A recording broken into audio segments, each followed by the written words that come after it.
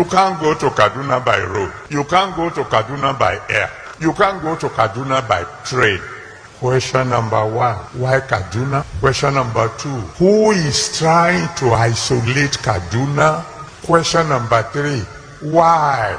Question number four, after Kaduna, which next? More than 80% of all the oil we are producing is being stolen. And nobody has denied it. It came from the government. Number one, who is the one stealing the oil? Number two, where is the money going to? 80% of what should have been the income of a nation is going to the hand of some people. What do they want to do with the money?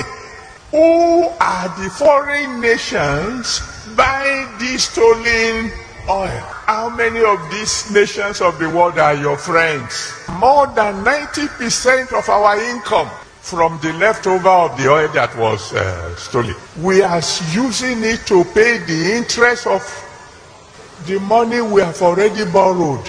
And then it is news. I'm sure you listen to the news. We are borrowing more. Meaning what? According to a friend of mine, we are moving steadily to bankruptcy.